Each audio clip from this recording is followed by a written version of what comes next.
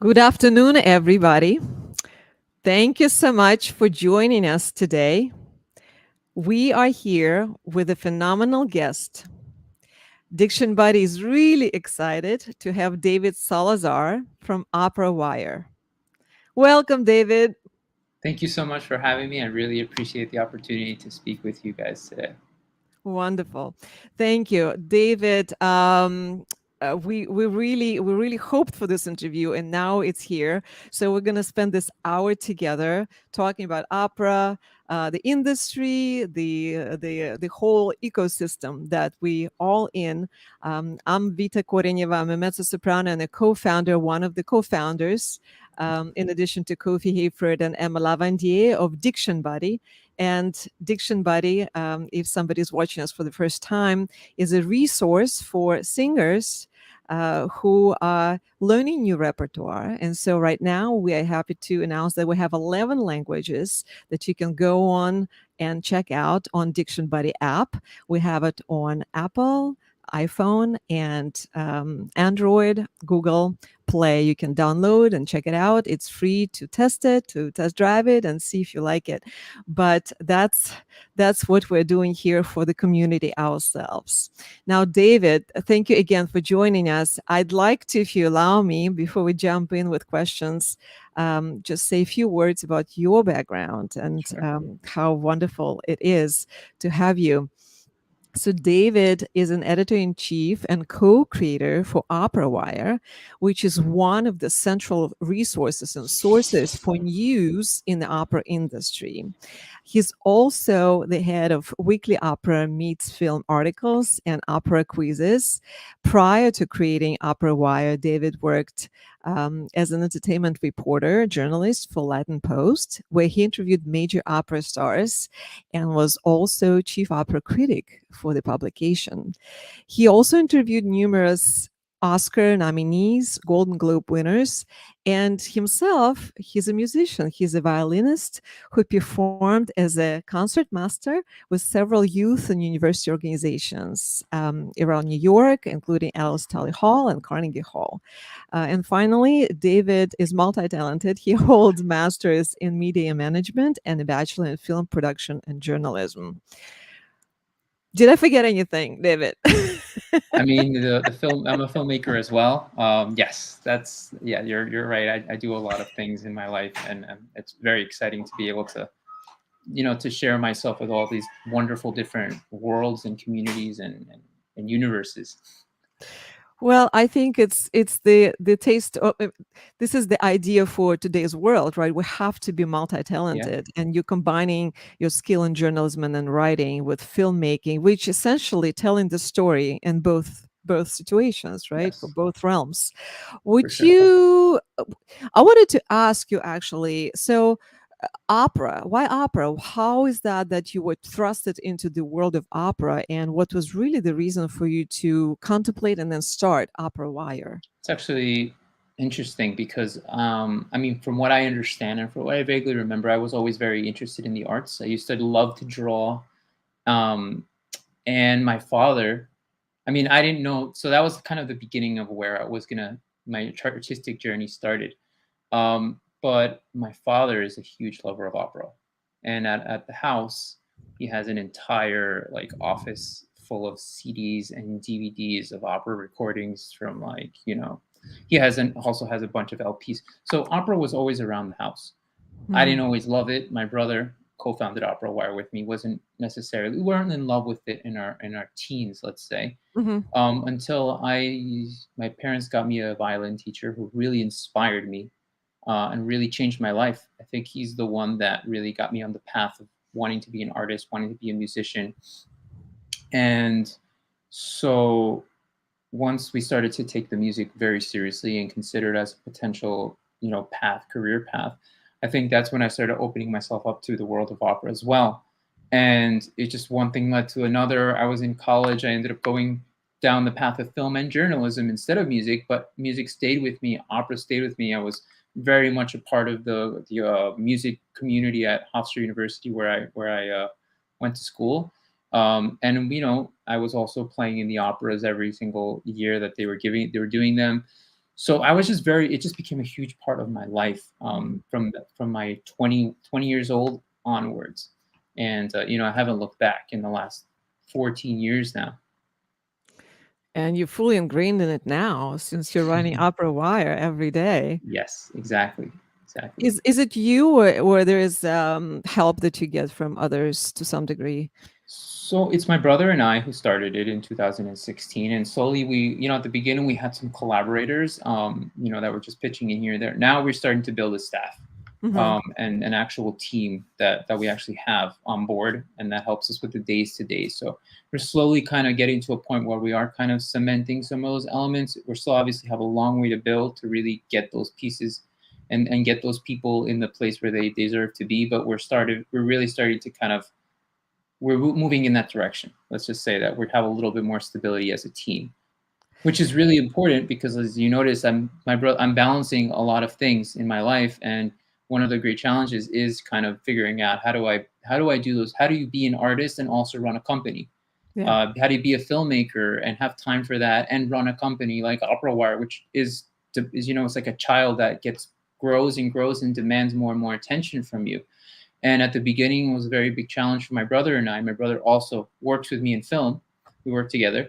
So at the beginning, it was a huge challenge. But the last couple of years, or especially the last year or so, now that we've actually have a little bit more stability, now that we have actually collaborators and team, um, that's starting to kind of become much more simpler to figure out those divisions, or that being able to find that balance. It gives out an impression of a really big operation, to be honest, because the website is fantastic with so many different resources for opera singers and opera companies to tap into. I mean, even keeping up with the news, your hand has to be on the pulse all the time. And so I only can commend the efforts that you put in giving out this impression that there is a big machine behind you. I mean, it is a bit. I mean, I would say that even if we're not a lot of people, we are a big machine. I think that Yeah. everyone that has kind of cemented themselves as part of the team is a key player and has a major. They play specific roles in making the operation, what it is. And I mean, if it does feel like a big machine, it is because, like I said, even if it's not a lot of people, everyone plays a big role in making Yeah. it happen. Absolutely, and it's noticeable. You cannot deny that by looking at it. It's fantastic. Thank you for this resource. That's where I get my updates on, to be honest with you, and I'm sure a lot of singers would join me in saying that. Um, so the question that I have really is, with so much information that just comes to us all at once, this and that and the other, the US updates, the European updates, how do you select what to feature, what information to bring to Upper Y and make public? So, all right. So when we started, that was my biggest concern. My Mhm. biggest concern was, are we going to have enough information to share? My knowledge, to be honest with you, in 2016 when we started this, was we don't know much aside from the big A houses. We didn't really know that there were a massive amount of independent opera companies and grassroots opera, companies and things like that, organizations like that, and we had no idea. So at the beginning, it was kind of we have to dig and we have to search. Mhm. Now we're at a point where it's a lot of the information comes to us, whether it is directly through the company's, PR departments. I wake up every day to dozens and dozens of emails. And so a lot of the times it's the same emails I've gotten many times before. So it is a process of understanding what information we've already shared, what Mhm. information is new. And then, of course, my brother is a social media wizard in terms of finding stories on social media. He's all day he's scanning to see if anyone's made updates. He's scouring the internet. I mean, he spends a lot of time finding stories that, yeah, it's a skill. It's a very particular skill to know where to look and how to look, and he knows Mhm. exactly how to find those things. I spend a lot of time because our roles have kind of shifted over the years. At the beginning, we were kind of doing everything together. Now he's kind of more in the zone of finding breaking news, finding stories that are not necessarily things that the opera companies are sending us press releases. I'm Mhm. more of the person that's taking in the press statements, things that are sent to us, going through that information, checking what's been done, what hasn't been done, and figuring out, which writers I think can manage these stories, or which writers are the right ones to kind of, who know about this, who can kind of put the articles together efficiently, because they either have a knowledge about particular subjects or they've done things like that. And the same thing goes with, with interviews, and especially with interviews, like figuring out, um, which writers might be best inclined for certain, or available even to do certain interviews and things like that. It Mhm. is a process. It has taken time to kind of develop that. But I mean, my philosophy behind it from OperaWire from the beginning was that everyone knows about the Met, everyone knows about the Vienna State Opera, everyone knows about the A houses, and of course we're going to keep reporting on that, because Mhm. there's a massive audience of opera list readers that want to know about those things, and it's important. But I also see our platform as an opportunity to give voice to show the diversity of the industry, right? Because it would be really easy, in my view, if I just decided I'm just going to report on these 5 houses and these countries, and then that's it. Because my job is easy. If there's no news, there's no news. But there's always a lot of other things going on, and I think it's really great for me personally, when I'm going through what I'm publishing every day on OperaWire, that I'm looking at a vast array of different organizations, different projects, different ideas being shared. And that kind of, for me, it's important that people, when they go on OperaWire, they see that they don't just see the same Mhm. top 20 stars, or the same, that they see that how vast, how much talent, how much talent there is in this industry, and how much people care about this art form beyond, what we usually think of it. And thank you for giving the voice to those less known today, but those people, those companies may be the stars of tomorrow. And so you shining the spotlight on them today before they become really big and well known is invaluable. Much Thank you. appreciated. Um, so I guess so if somebody wants to bring something to your attention, how would they go about it? I mean, the easiest thing for me is my email, david@operawire.com. I check that millions of times a day. I constantly You're have, gonna get a lot of emails now. I mean, but I encourage it. I encourage it because, there's some weeks where I'm just like meeting new people via social media, or via my, like, people sending me press releases or things about projects they have coming up.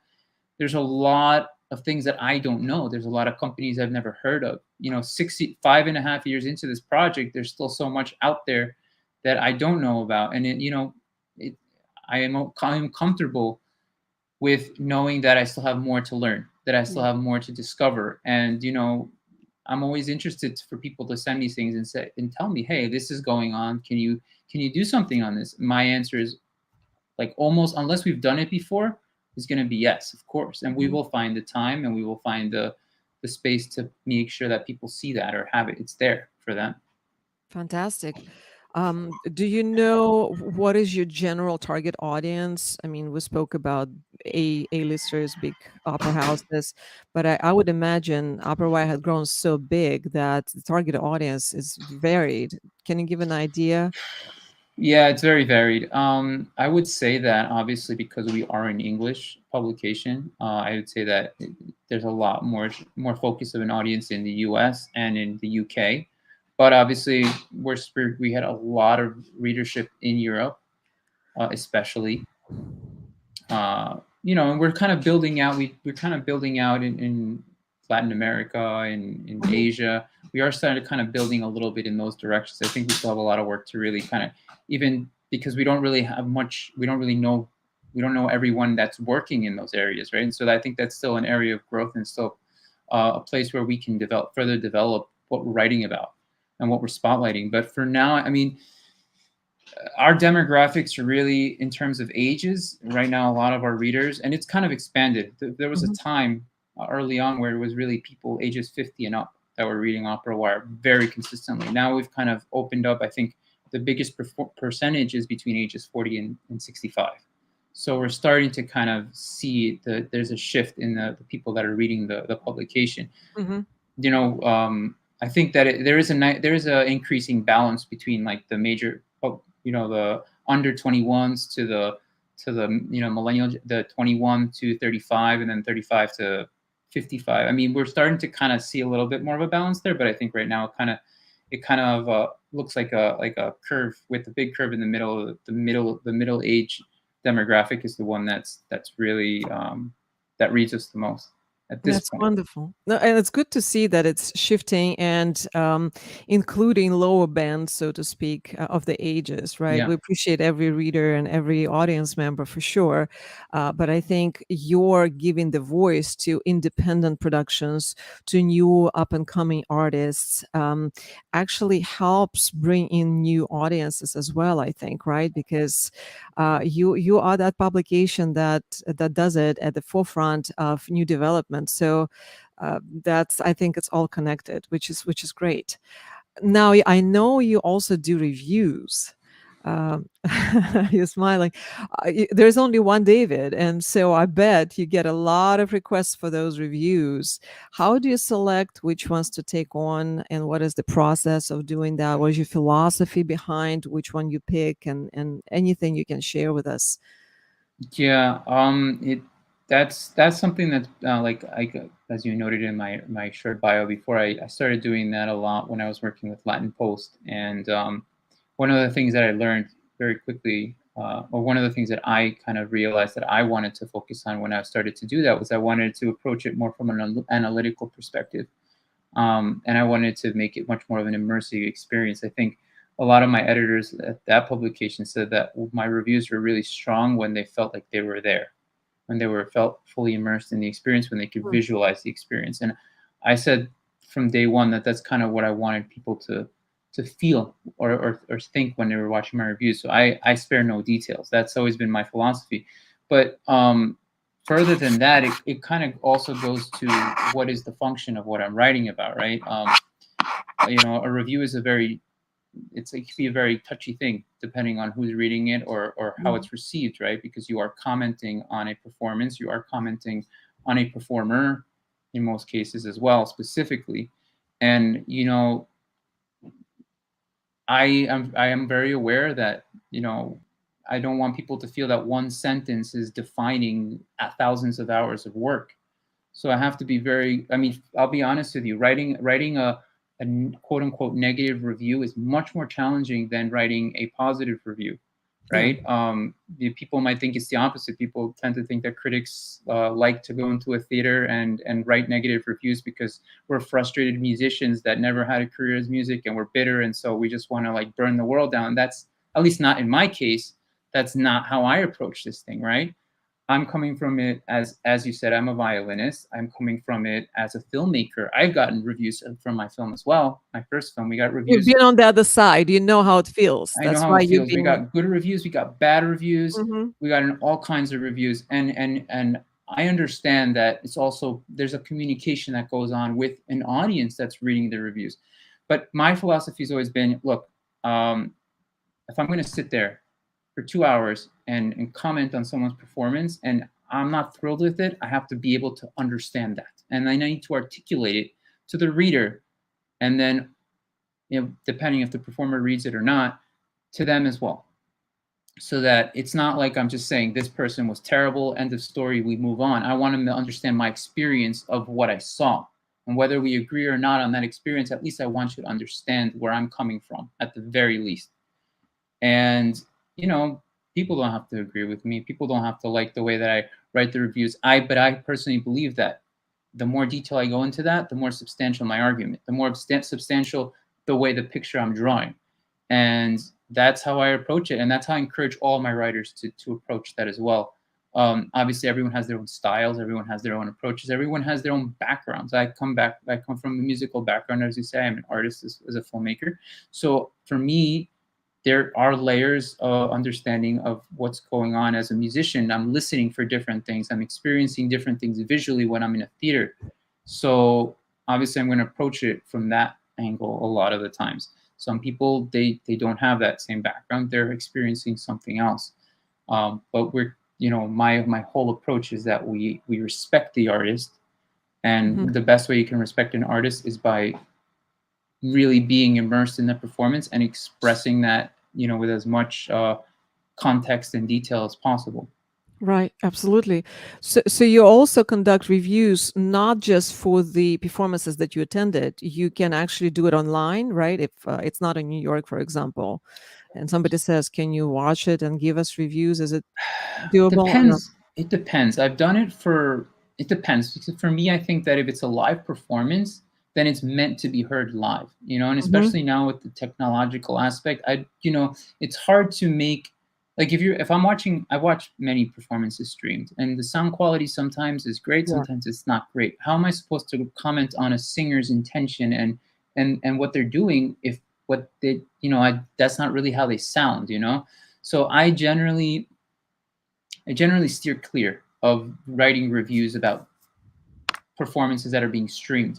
Now, Mm. if the intention is for the performance to be viewed on a laptop, on a television, because it was filmed for that, Mhm. that's a different story. That's something where the artists that are presenting the opera film or whatever it is, showing it to me, this is how they wanted me to hear it, right?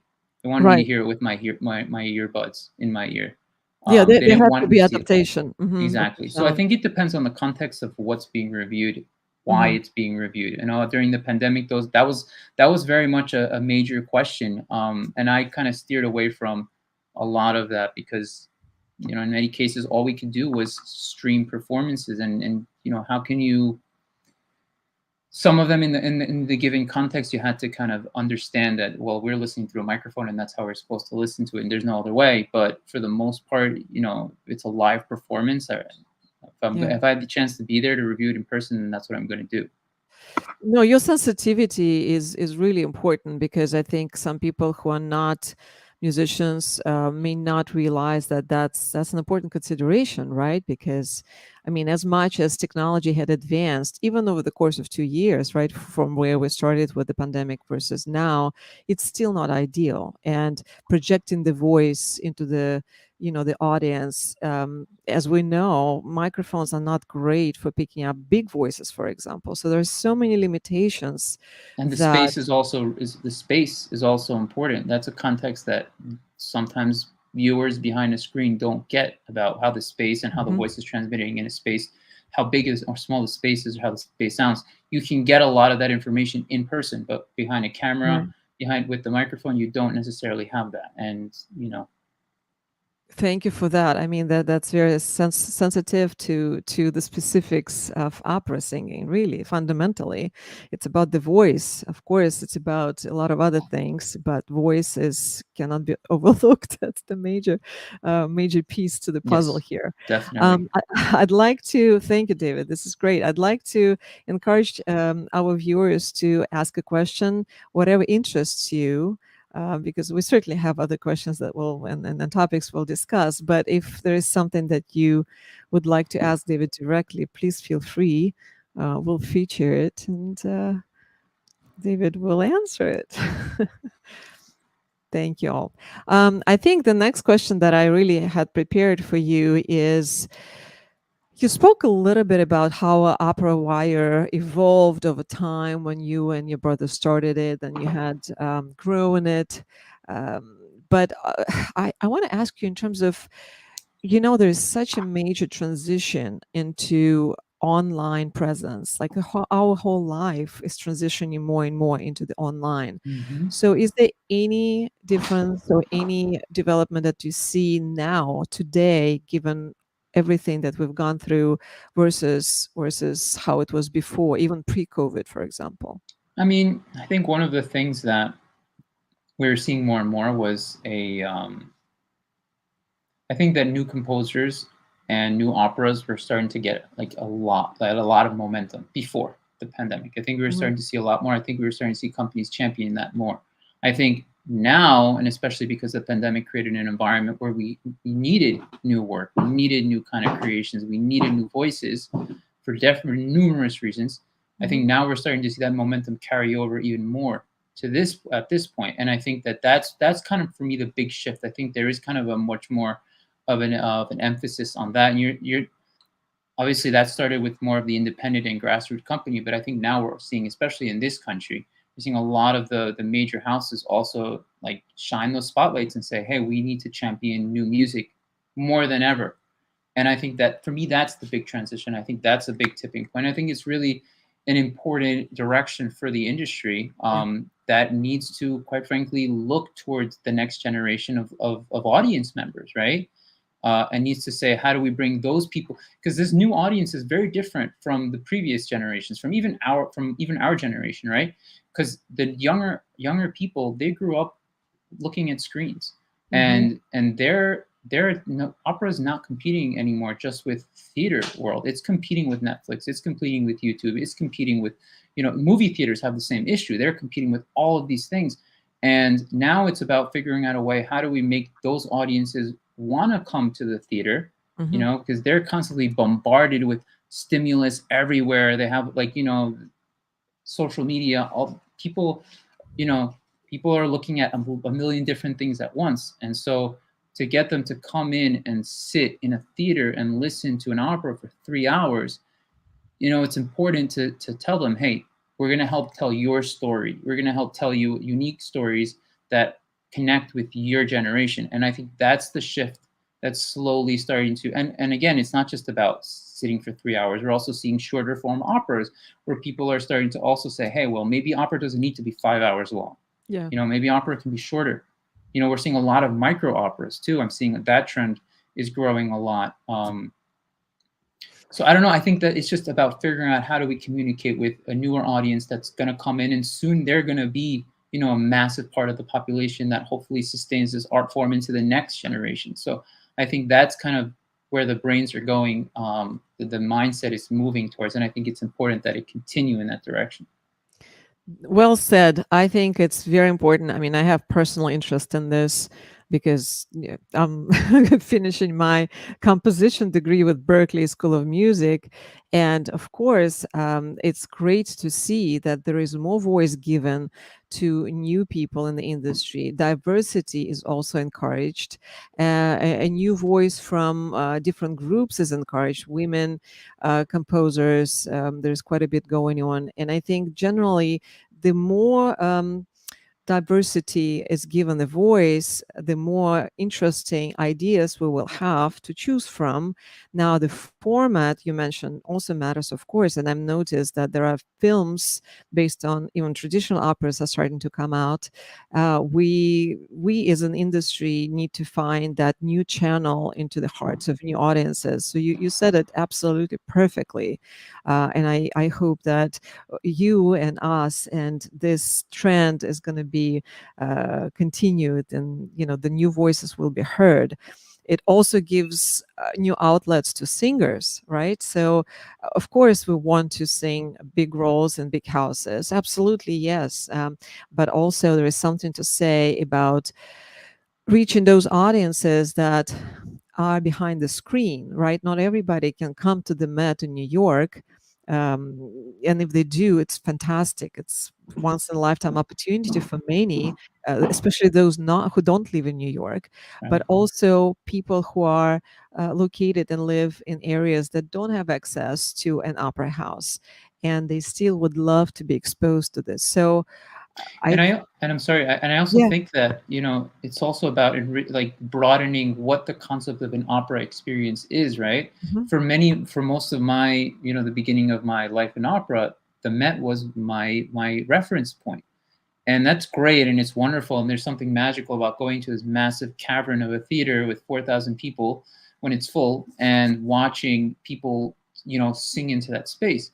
There's also something wonderful about being in a much more intimate space and hearing these voices connect with you in a very different way. Yeah. And I've also, like, people that are able to have that experience in a much more intimate setting. It does something very different to them, and many times that's, people are like, oh wow, I thought that opera was this thing where I'm very far away from the stage, and the sound is coming, sound is coming from a distance. Here I'm like right there, and I feel the vibrations of the voice right here in the space, and it's all around me. Yeah. That's a different experience too, and I think that it's also really important to allow people to have that kind of operatic experience, because For sure. for me, opera at this point in my life, opera is not just about the massive theatrical experience. Also, it could also be something much more visceral, much more immediate. Oh, I actually think it's a primary role of opera because voice is the key component of it, right? We spoke about it before. I I get such pride and happiness when I see kids react to the voice and to opera. And when they, like, I was singing one performance was outside, and two kids stopped their mother to listen. I thought, my God, I've done something good today because, that's the young audiences. So something grabbed their attention, and it was the voice. Of course, the music, yeah, but you talk about closeness and proximity of that amazing sound that's coming out from somebody. And they're like, where's the mic? Does she have a mic here, there? And there's no mic. It's who you are. And it's about breaking those stereotypes, right? Because people in popular culture think of opera as elitist and stuffy and distant. Whereas when you have something much more intimate, much more like closer, then it's Mhm. like, oh, okay, this is very different from what I ever imagined. This feels very different from what I ever imagined. Right, right, right. Absolutely. And a physical reaction, when people cry, I think a lot of them, I mean, cry because they're releasing their emotions, right? It touches them so deeply, and you and the other singers and the music all together, and of course the staging. It's a big puzzle, a lot of effort that comes together from many people. It's a teamwork exercise, and it's just something bigger than us, something huge that impacts us so deeply that we feel it internally. You're talking about visceral experience. That's exactly what it Yes. is.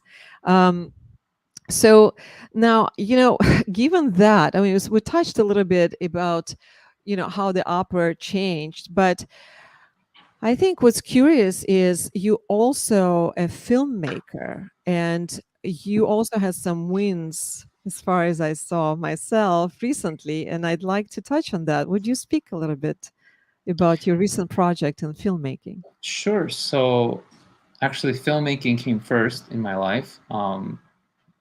Before OperaWire. Like you said, I graduated with a major in journalism and film, and I thought film was going to be, I was only going to do film. And for many years, it's been a challenge to kind of find my footing there. A couple of years ago, my brother and I made our first feature film. It's called Mm. Nowhere, Mhm. and it's about a gay couple, Colombians, immigrants living in New York, and they run into issues with, their immigration status, and then they have to figure out what their future is going to hold for the both of them and where it's going to be. And so we made that film in 2017, and it was released in 2020. Started making its film festival run. It had a theatrical run, a brief theatrical run in Colombia in the fall, right when theaters were starting to reopen in Colombia. Our film was one of the first ones to land in theaters for 3 weeks. And then it had a festival run all through 2020, started 2021. And we won a couple of prizes for top film at the festivals. And so after that, we're kind of, my brother and I are transitioning to our second project, which will also be looking to film in Colombia. And that's kind of where we're working on right now. That's where a lot of our time and effort has been in the last several months. And I'm sure you guys will hear more about it soon. Congratulations. I've Thank you. seen some wins that you had. That's fantastic. Thank you. Um, Talking about filmmaking, do you feel that it's another area of exploration in terms of marrying opera, filmmaking, finding film directors like you, for example, who can, put those two together and create maybe even a new genre? I don't know, a new outlet for sure. Yeah, I've actually like thought about it a lot. It's something that, I mean, we're seeing a lot of opera companies during the pandemic. There were a lot of opera companies that were definitely exploring that area, Mhm. and they were doing some really cool stuff. I think it was Phil Opera Philadelphia released Soldier Songs, which I thought was a really interesting piece. Um, yeah, I don't know. I mean, personally, for me right now, it's not something that I've kind of invested too much into thinking Mhm. about. I have, filmed a couple of live performances in a hybrid cinematic way. 2018, there was a premiere of Tabula Rasa, and I Mm. did the I did kind of, my brother and I, we did the film for it, and it's edited, and it's kind of a hybrid exploration of how those two things can form. But also that production blended itself very much to a cinematic treatment, because it was, it took place in a where kind of the Blue Building, and there were several sets around the entire space, and the scenes would shift and the audience would shift, and so that gave an opportunity for those kinds of visual transitions that are so common in filmmaking, that are necessarily as simple to pull off in the theater. So Yeah. that project lent itself beautifully in that moment for that kind of a treatment, like that kind of a cinematic treatment. But yeah, I mean, I haven't really thought. I mean, I think that new opera is definitely a new creation. That's kind of for me where it lends itself perfectly to Mhm. that marriage. I think that more traditional works I've seen. There's a lot of in the past there have been a lot of attempts at filming some of the great masterpieces on film, and sometimes you get a Zeffirelli's Traviata, which I think is an excellent adaptation of that. Absolutely. But then sometimes you get his Othello, which is not quite that good. So like, there's personally, that's my personal opinion. So I think that sometimes it's just because of the way and in the case of those two operas, by the way, I feel like the Othello would lend itself better to a cinematic treatment than the Traviata, but for whatever reason, the way that Zeffirelli adapted it, it doesn't quite work, in my view. But a lot of the times, I think that because of the way that those stories are told, the way that those operas told stories, and even the stories themselves don't necessarily lend themselves to, something a little bit more cinematic, which is much more immediate. Things are cinema. Um, Cinema is all about editing, right? And in some cases, the more traditional works, just the stories that they're telling, the way they're telling the stories, the structure of them, right, with the aria cabaletta structure, it just doesn't necessarily lend itself to how cinematic, how filmmaking and its constant need for contrast, that kind of constant need for contrast would work. You know what's interesting? I I remember when I studied with Tasso Anastasios Vrenius, who was the tenor with John Sutherland and with her for 10 years. He actually did record La Rondine for the TV adaptation Mm-hmm. with Teresa Stratas. And I feel that from that time when opera was still, on main TV, and the TV was the entertaining point, I Mm-hmm. guess, entertainment source. I think we're going back to that. It's just morphs into something else Sure. because once you put it on Netflix, right, it kind of ensures, hopefully, it ensures that the distribution channel just opens up because, the audience is so massive with Netflix. So it's just kind of like a transition into another channel. But I'm glad to see that you mentioned traditional works like Otello and Traviata, and I remember that Tefreli's movie. I was bawling watching it in Moscow first when I was a girl. Still love it. But new works need to have the voice, and I think that's the great development that we have nowadays. I agree, and I just think that I also think that because when you start with a newer work, then you're kind of building it from the ground up, right? And there's a little more flexibility for that. I think what I wanted to say before with that I didn't articulate particularly well is that if you're going to put, one of the reasons I'm not a big lover of Zeffirelli's Otello Hmm. on film is because we know those works so well. They're ingrained in the repertoire, and so you, in a way, you're beholden to that work. And either you have the choice to make: either you stick to exactly the work as it's written and as it's done, or you start truncating and chopping it up, right? So Zeffirelli's Traviata, he's beholden to that, and he finds a way to make that opera in its entirety work beautifully. When he Hmm. does Otello, he chops it up, changes up the keys, move scenes around, cut scenes out, and then the work is not the same thing anymore. Yeah. And it's sloppy, it's messy, and it's not really that opera. When you're doing a new work from the ground up, you have the opportunity to make those choices beforehand, thinking about how am I going to make this into this particular format or structure, or art form. And I think that if you're having those conversations from the beginning, because imagine you get like, and again, it's been done, but and then I successfully. I haven't seen any, but like a Wagner opera, a 4-hour work.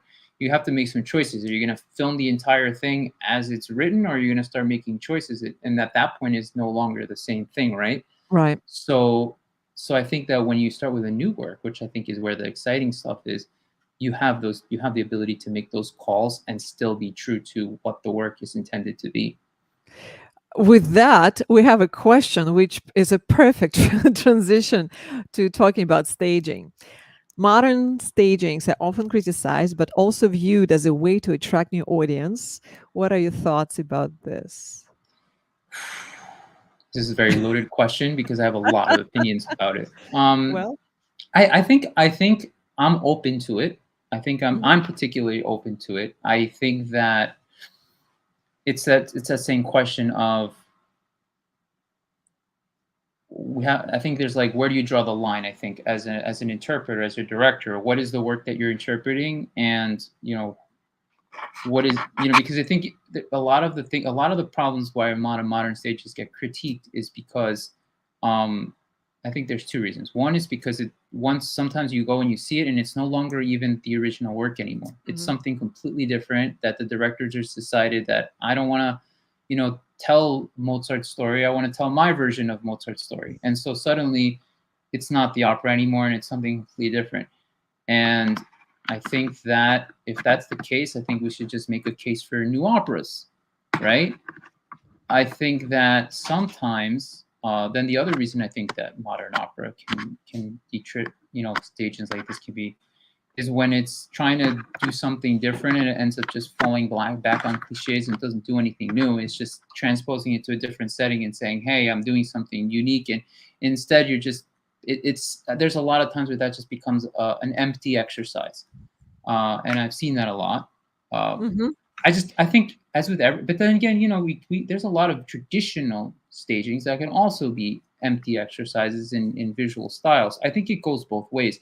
I think that it's important to play around. I think it's important to try it out. I don't think we should be presenting opera as, I don't think we should be in a world where, hey, listen, this is how the original staging of Bohème was when Puccini premiered it in 19, I forget what year. This is how we should do it. We should preserve that style and those costumes. I don't think that it should be museum pieces. Otherwise, if you're making that rule for one, then everyone has to present it the same way, and we're not watching something unique and interesting. I think it's important to allow directors the ability to express and experiment and try out new things. I think it can work, and I think it has worked. I just think, as an audience, we should also be aware that sometimes it's not, and you know, I just want to add one thing. As a singer, I think it's very important to understand what opera is for the stage director. hmm, And you cannot put the Queen of the Night, on the stage, lying on her back, and ask her to sing her yes. her famous aria. It's just you have to recognize certain aspects that are specific and very important, for what really opera requires and what opera singers have to do. As a orchestra conductor, you need to know that you cannot overpower the singer. I mean, you can think, oh, that's so simple and it's just basic musicianship. Well, no, because what we hear sometimes is disdain and disregard for basic considerations in the opera, which is human voice. We don't have Hopefully we don't have amplification on our back. And we are taught and learn through the whole life of an opera singer how to best project their voice, Hmm.